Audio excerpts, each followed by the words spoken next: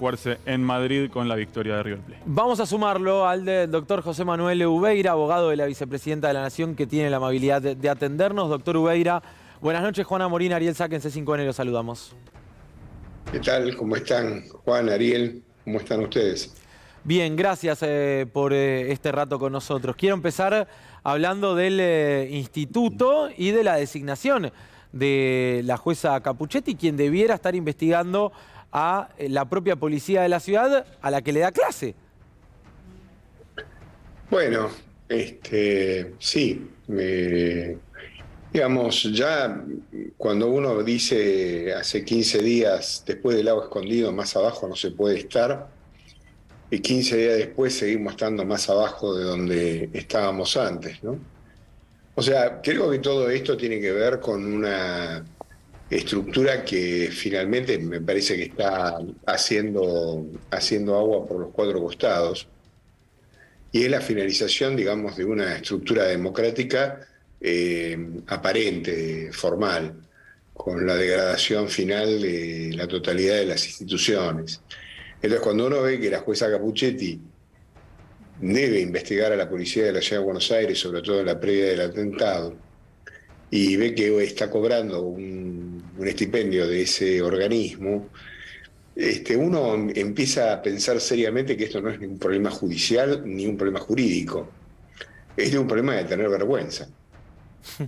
Pero al amparo de todo esto tenemos un presidente de la Corte que restablece leyes fenecidas, que se autoelige, que invade el Consejo de la Magistratura y que ahora me acabo de enterar en estos días rechaza alguna pretensión de una persona que fue torturada en uno de los campos de concentración en la provincia de Santa Fe con un funcionario que trabajaba en la municipalidad cuando era intendente de Santa Fe. Entonces, claro, no te extraña de 2x1, no te extraña de que el vicepresidente de la Corte se autoamnistíe y decida desde otro lugar fallar en los asuntos de los clientes que tenía en su estudio. Entonces, me parece que estamos viviendo un momento que no se engancha solamente con lo de Capuchetti, de Alessandro y todo esto que ustedes acaban de señalar, sino me parece que es un final agónico del sistema democrático, lo cual debe generar una enorme preocupación en la ciudadanía. Porque este no es un problema del partido de la oposición, es un problema de todos nosotros. Porque si esto se va por el caño, el día de mañana van a venir por nosotros y por los recursos de este país. Entonces, la obligación, y por eso es que yo no tengo ningún problema en prestarme la requisitoria a ustedes, es el enorme trabajo que ustedes hacen en exponer todo esto. Y yo me supo desde el lugar del abogado de llevarlo ante los tribunales y accionar con respecto a los derechos de las personas que han sido conculcados.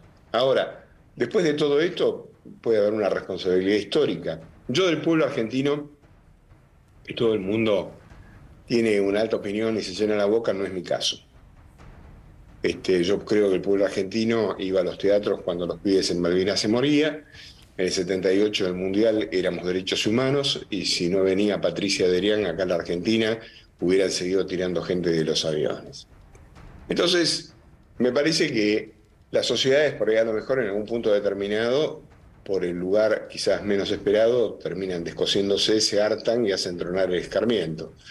Pero digamos, esto es toda una sumatoria de actos de corrupción y de delincuentes que están vestidos con los mejores trajes que la República le da a sus más escogidos hijos.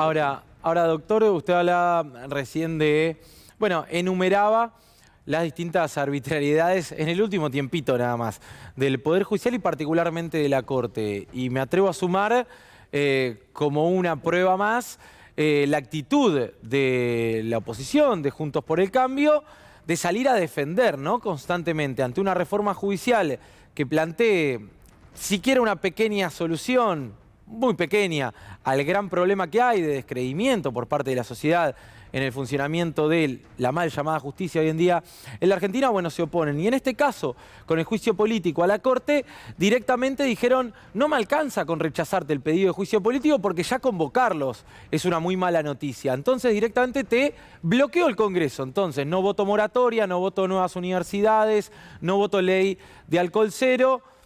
¿No es eso llevarse puestas las instituciones? Porque da la sensación que saltaron en defensa de sus amigos y quedan más expuestos que nunca, me da la sensación. Sí, yo te lo voy a solucionar con una síntesis. A Hay ver. una frase de Lincoln que me parece que es muy oportuna para el caso. Dice, nosotros el pueblo somos los amos legítimos del Congreso, del Poder Judicial de la Nación y del Ejecutivo, ¿no? No para derrocar la Constitución, sino para derrocar a los hombres que pervierten la Constitución. Y creo que hemos llegado a un punto de agonía, en el cual, digamos, me parece que tiene que ver con que nos estamos sacando todas las caretas. En primer lugar, vamos a repasar supuestamente los aliados. Habría que preguntarle muy seriamente a los gobernadores que primero pusieron su firma y luego la retiraron, vinculado al tema del juicio político. Y sería bueno que el pueblo de sus provincias vean quién los gobierna. Y ahora vamos al otro lado. Del otro lado, creo que hay un papel enorme del radicalismo, que es el que le da el contenido federal a esta estructura del PRO, porque el PRO sigue siendo un partido vecinal. Y, digamos, la militancia del Partido Radical y la dirigencia del Partido Radical, digamos, tendrá que interrogarse muy seriamente si un partido de carácter centenario, con altas tradiciones de garantías republicanas y democráticas, se va a sumar a esta mascarada y estos enjuagues en los cuales es todo más claro y de toda evidencia. Yo creo que los va a terminar jugando la historia a todos estos. Doctor, usted decía, o utilizó 2 veces el concepto de agonía. Habló de un final agónico del sistema democrático. ¿A qué se refiere por eso? ¿Y qué viene después, ¿no? Si estamos ante un final. Bueno, la agonía, los griegos lo consideran como un momento revitalizante, o sea, es el fin de algo que comienza o que de alguna manera genera un cambio. Un hecho no es una palabra tan triste. La vemos como un hecho triste en la agonía de una persona, porque bueno, es el fin de cómo nos reconvertimos en otra cosa distinta a la que éramos. Yo creo que, digamos, mi generación, yo tenía 22 años en el golpe del 76, vivimos y supimos en carne propia cuáles eran las consecuencias de perder el Estado democrático.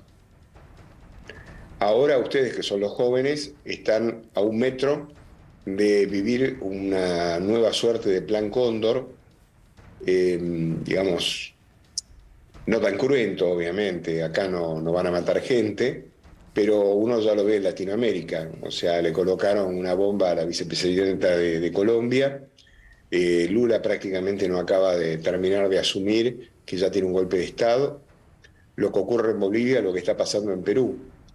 Entonces, Argentina no está exenta de ese contexto. Entonces, acá lo que tenemos son grupos disfrazados de neoliberales, pero que finalmente son neonazis, que lo único que pretenden es conculcar los derechos de las mayorías en la República de este país y que no están dispuestas a someterse al voto o ganar por los métodos democráticos, sino que lo que están tratando de hacer es cargarse el sistema como un modo de ejercer presión. Entonces, bueno, nada, lo único que existe como elemento de defensa es el que nosotros hacemos, que es pararnos, exponer, hacerle saber a la gente qué es lo que está pasando y después que la gente tome su decisión. O sea, yo por eso le digo, no soy un gran admirador del pueblo argentino. Doctor, ¿tiene alguna esperanza depositada en el juicio político a los miembros de la Corte y en que esto avance? La esperanza es la última desgracia que salió de la caja de Pandora. Yo creo en la acción. Lo que me parece es que el presidente, tarde, naturalmente, pero bueno, finalmente mejor tarde que nunca, tomó la lapicera e hizo lo que tenía que hacer. Entonces, no preocupa tanto el tema si va a poder terminar con éxito un juicio político. Lo que me parece saludable es que hay un juicio político. Entonces, va a haber testigos, va a haber testimonios, Robles y todos estos sinvergüenzas que están dando vuelta, porque es una banda de granujas liderado por Rosati y por otros integrantes de la Corte, tendrá que dar explicaciones. Y yo creo que si nosotros nos ponemos en una actitud más potente, digamos, ellos tampoco la tienen tan fácil. Hay que ver solamente los chats de cómo trataban de encubrir sus pasos cuando les dieron la cana con el tema del agua escondido. O sea, no están tan seguros. El poder no está tan seguro, porque ellos lo que no concentran ni manejan es la calle. Entonces lo que hay que informarle es a la gente. Y luego finalmente serán los ciudadanos los que tomen la decisión, ¿no? Cuando habla de los ciudadanos y la decisión se refiere al año electoral, o sea, ¿usted cree que este debate es necesario antes de las elecciones como está ocurriendo ahora? Totalmente, totalmente. Yo creo que hay que exponer las cosas en el momento que ocurren. O sea, me parece que las condiciones estratégicas y tácticas son divinas en tanto y en cuanto no hay un estado prácticamente de desintegración social como la que tenemos ahora. O sea, si acá las cosas económicamente llegan a ir mal, tenemos un desastre en puerta, porque no hay institucionalidad que te contenga.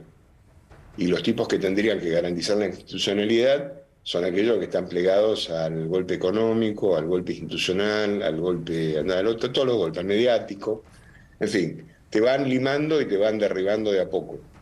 Entonces, lo único que queda es esto que hacemos nosotros, que es exponerlos, llevarlos a tribunales, intentar todo lo que sea menester intentar, y defendernos con las armas más legítimas que nos da el sistema, aprovechando los agujeros que cada uno puede llegar a conseguir en sus profesiones. Ahora, en ese aspecto soy estoico, ¿no? Ahora, doctor, no dejo de pensar, no es por ponerme escéptico, que solo en los últimos años hemos asistido a, no sé, desde fiscales hablando de ponerle droga en una valija a la expareja de su actual esposa, hasta jueces... Hacerme una cámara oculta a mí. Bueno, tal cual, hacerle una cámara oculta a usted, me refiero al caso de Alessio con Stornelli, jueces jugando con agentes de inteligencia, los famosos anónimos, la triangulación de pruebas entre poder político, mediático y judicial para blanquear pruebas que son inconfesables y que jamás podrían incluirse en un expediente. Bueno, podría estar todo el día así. Y la verdad es que si uno ve la fotografía de aquel entonces, donde uno decía, bueno, hay que hacerle conocer a la sociedad, hay que mostrarlo, hay que exponerlos y demás, al día de hoy, a mí por lo menos me da sabor a poco. Poco cambió. Aquellas personas que tenían que decidir sobre la libertad de todos nosotros siguen siendo las mismas que cometieron estas no arbitrariedades, ilegalidades directamente. ¿Por qué esta vez sería distinto? Bueno, me parece, Juan, que vamos a tener que leer un poco más de historia, ¿no? En 1789, la Revolución Francesa no es ni más ni menos que el resultado del aumento del pan y 2 años de carestía. Naturalmente que los monarcas y la clase dirigente francesa durante años de años habían cometido todo tipo de tropelías. Y detrás de todo eso había toda una estructura ideológica que todavía hasta el día de hoy nos acompaña, de Rousseau, Voltaire y compañía. Y a esto no le dieron ni 5 de bolilla, hasta que un día se produjo pleno calor, no había pan, la carestía aumentó, de 1 franco el pan se fue a 5, y la gente salió a matar gente. Y no pararon, no pararon por un rato largo. Entonces, yo lo que trato de decir, esto, digamos, salvando la distancia, uno hace lo que tiene que hacer. Uno desnuda lo que puede desnudar. Lo que pasó con Stornelli, D'Alessio y todo tipo de tropelías y atrocidades, inclusive aquellas resoluciones judiciales en las cuales finalmente terminaron siendo zanjadas con absoluciones en procesos que dan vergüenza. Y aún en aquellos en los que se han producido condenas, los procesos siguen dando vergüenza. Sí, ni hablar de las detenciones preventivas. Y demás, no, eso ya ni lo hablemos porque en base a la doctrina Irursum, que ahora, por supuesto, no se le aplica bajo ningún punto de vista a Morel. No se usa más. No se usa más. A Morel no se le aplicamos.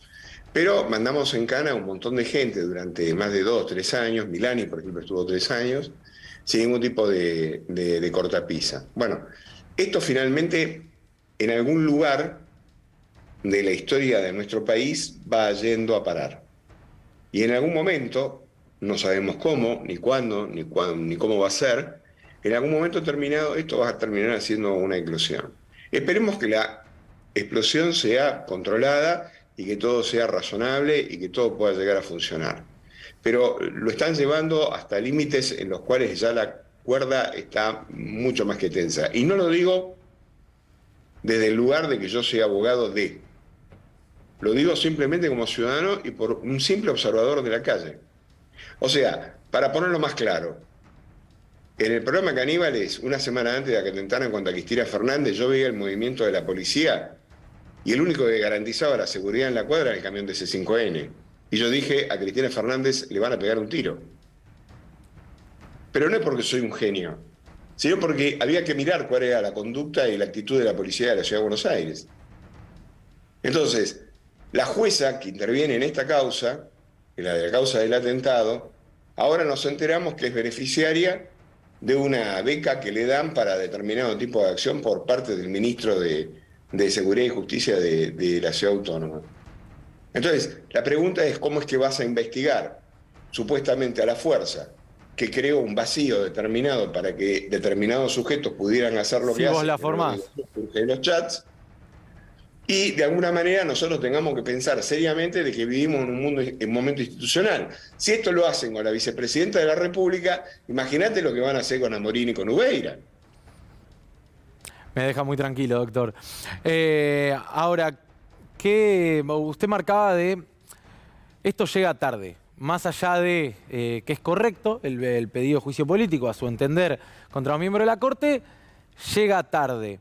Pienso en voz alta, ¿qué hubiera ocurrido, qué cree que hubiera ocurrido si esto se hubiera planteado el día de la apertura de sesiones en marzo de 2020 y no se apuntaba a la autodepuración del Poder Judicial, que da la impresión, hoy con el diario del lunes, se perdió mucho tiempo esperando esa autodepuración que nunca llegó? Si eso hubiera ocurrido en los tiempos, en los términos en los que en su momento determinado fueran propuestos, ahora tendrías la prueba del 9 de que todo lo que de alguna manera se venía planteando, ahora tiene correlato en una estructura de prueba. Y entonces el juicio político hubiera sido planteado en ese momento y ahora tendrías una prueba enorme colocada dentro del juicio político, volcando de alguna manera ese tipo de decisión. Bueno, ahora arrancamos de la otra manera. Muy bien, no importa, ya está. Es así, no vamos a llorar sobre la leche derramada, es lo que funciona. Ahora, el escándalo institucional es tan grande, digo, para que ustedes reflexionen, que es que la Cámara Acusadora del Congreso es la Cámara de Diputados. Y las maniobras realizadas por Rosati y compañía, conjuntamente con el ministro de la Ciudad de Buenos Aires, era para dejar sin quórum. Por el tema concreto de una sentencia, que era una sentencia que beneficiaba a la Ciudad Autónoma de Buenos Aires. Por lo tanto, la Cámara Acusadora está absolutamente teñida de parcialidad porque finalmente ellos iban a ser los que iban a terminar siendo beneficiarios de una decisión de la Corte. Claro. ¿Ustedes se dan cuenta de la gravedad institucional de esto? Sí. ¿Usted cree, doctor, que otra vez la estrategia de no dar quórum está coordinada entre la oposición nacional y la Corte? Es que es lo mismo. Es lo mismo. O sea, es una división artificial. No tiene sentido seguir hablando de esto en los términos de dos poderes independientes. O sea, la prueba del 9 de que no son dos poderes independientes son las acciones coordinadas de estos dos sujetos, que no son ni más ni menos que los amanuenses de Larreta y de Rosati. Entonces no hay mucho más para decir. Entonces, yo es la primera vez en mi vida que conozco, digamos, con fotografía, que el Poder Judicial orquesta cómo es que de alguna forma hay que dar no quórum en una Cámara de Senadores o de Diputados en función de una decisión que viene predeterminada por la Corte Suprema. O sea, no sé, ojalá la Argentina fuera una república bananera. Doctor, le pido ahora sí, si es posible, que nos hable en calidad de abogado querellante, abogado de la vicepresidenta Cristina Fernández de Kirchner en las causas en las que se investigan los ataques que sufrió. Usted antes decía, una semana antes del intento de atentado de la vicepresidenta, dije yo en la pantalla de C5N, en Caníbales, que así como estaba el escenario, a la vicepresidenta le iban a dar un tiro. Luego, usted también dijo que tenía miedo por Máximo Kirchner, hijo de la vicepresidenta y diputado nacional, porque su actividad política lo tiene muy expuesto. ¿Usted sigue teniendo miedo? Por supuesto que sí. ¿Y por qué? O sea, ahora más que nunca. Porque, digamos, eso que yo dije, lo dije ante la sala primera de la Cámara. Y ahora, creo que a lo mejor ustedes no están al tanto, me denegaron, es la primera vez en mi vida, en 43 años de abogado, que apelo una libertad. Apelé la de Morel. La Cámara, la sala primera de la Cámara me denegó la casación, me fui en queja y ahora me acaban de abrir la queja en la sala primera de la Cámara de Casación. Porque, ¿cuál es el mensaje con respecto al tema de Morel? Morel tenía una vinculación con los Caputo y tiene una vinculación política. Claramente la vinculación con los Caputo era más que evidente porque no han podido certificar oficio. El tipo era carpintero y ahora se presentó con un currículum en Chivilcoy para atender como gastronómico. O sea, es toda una estructura mentirosa. Y este hombre está en libertad. Entonces, esta organización lo único que hizo fue retroceder por el avance mediático y porque han quedado expuestos. Ahora, en tanto y en cuanto el cuadro se vuelva a acomodar y las cosas pasen, la garantía se la da la propia justicia y se la da la propia policía de la Ciudad de Buenos Aires. De hecho, en los chats dicen, a nosotros la cana no nos hace nada. Y la justicia dice, no tengas problema, porque si te llamas Morel y perteneces a Revolución Federal, estás en tu casa. Entonces, esto es una provocación. Como es una provocación que Capuchetti se vaya de vacaciones y el que asuma es Ercolini. Es toda una gran provocación. Entonces, no es solamente el problema concreto de Cristina Fernández. El problema de Cristina Fernández es un emergente de una circunstancia de desintegración de lo que significa la institucionalidad del país. Y estamos hablando de una vicepresidenta en ejercicio. No sé, digamos, me parece que más abajo, bueno, pero todos los días nos enteramos que vamos más abajo. Sí, incluso, bueno, la verdad viene dando la impresión desde hace muchísimo tiempo que la causa sobre el atentado a Cristina no está siendo investigada como corresponde. De hecho, yo recordaba el otro día simplemente una cosa muy rápida. Nicolás Gabriel Carrizo, nosotros marcando al aire en televisión 24 horas después de que intentaran asesinar a Cristina, que estaba diciendo con esto el gobierno demostró que es endeble, vamos a ir por usted presidente y demás, y después en las propias conversaciones queda explicitado que Carrizo descartó un arma junto a Brenda Uliarte por la ventana de 2 semanas en las que estuvo en libertad. Bueno, de ahí para acá da la sensación que todo se hizo mal.